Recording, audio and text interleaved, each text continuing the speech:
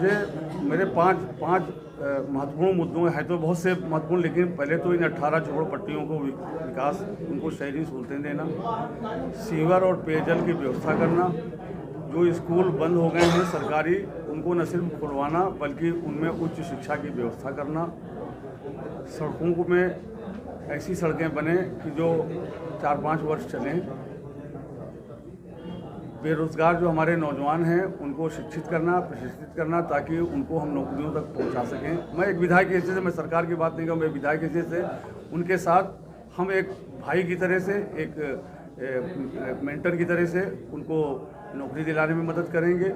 और महंगाई की मार अगर जो लोग झेल रहे हैं उनको इससे कैसे बाहर निकाला जाएगा, उसके लिए जो भी संघर्ष करना पड़ेगा मैं विधानसभा के अंदर संघर्ष करके और उनके काम को पूरा करूंगा। और स्वास्थ्य सेवाएं जो इतनी लचर हैं सर, आप रोज़ आज भी अखबार में पढ़ा हुआ है कि फ्री में नहीं हो पा रहा है, लिखा हुआ है कि फ्री में इलाज होगा, KGMU में होगा, लोहिया में होगा, सरकारी अस्पतालों में होगा।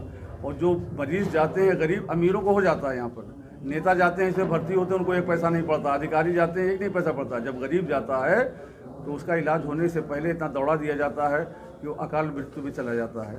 हमको इन स्वास्थ्य सेवाओं को उन लोगों तक पहुँचे जो नीडी हैं, जो ज़रूरतमंद हैं, ये मेरी प्राथमिकता है। आप मध्य से चुनाव लड़ रहे हैं, बहुत से और भी दूसरे लोग हैं, पहले भी कई सारी सरकारें रही हैं, कई विधायक भी रहे हैं, आपने क्या कुछ कमियां पाई हैं उस क्षेत्र में, आपको जो होना चाहिए था लेकिन नहीं होता?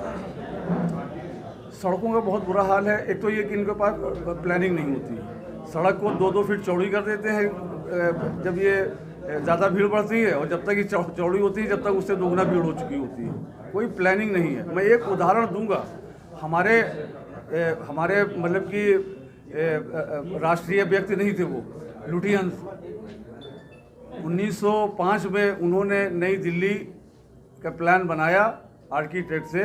आज भी वहाँ जितनी चाहे सड़क चौड़ी की जा सकती है, जितना चाहे कार्य किया जाता है, इतनी ज़मीनों की व्यवस्था की गई।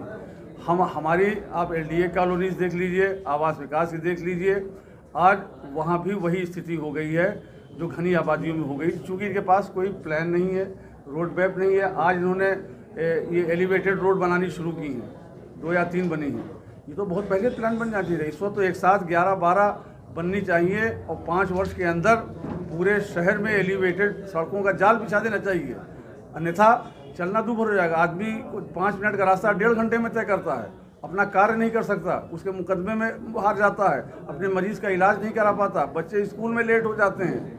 तो ये नगरीय व्यवस्था को सुधार करना, और सबसे ज़्यादा चूँकि इस दिक्कत को हमारी विधानसभा के लोग झेलते हैं, इसलिए मेरी प्राथमिकता में है। योगी सरकार 5 साल चल रही है, पट्टियों को आपने बताया कई सारी जैसे जी वो झोपड़पट्टियों की कई सारी समस्या सबसे नंबर 1 पर है कि उनको सारी नगरीय सुविधाएं दिलाना, और मेरी सरकार बनती है तो जहां झोपड़पट्टी वहीं पक्का मकान, ये इस वादे को हम पूरा करेंगे। कितने प्रतिशत आबादी झोपड़पट्टी में रह रही है?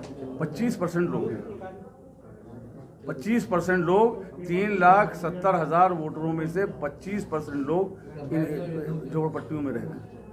आम आदमी की बात कर रहे हैं आप, आम आदमी का मुद्दा क्या है, सबसे बड़ा मुद्दा इस चुनाव में क्या है? आम आदमी तो बेरोजगारी और महंगाई से सबसे ज़्यादा परेशान है, सबसे ज़्यादा परेशान महंगाई और बेरोजगारी से है। उन पर कोई, इन सरकारों की योजनाएं नहीं है, ये तो धर्म जात और के उन्माद पे।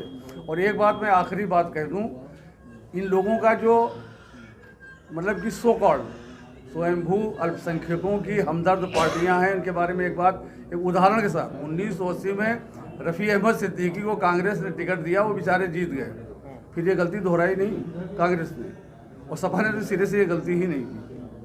अब आप सोच लीजिए, ये अल्पसंख्यकों की हमदर्द पार्टियां हैं दो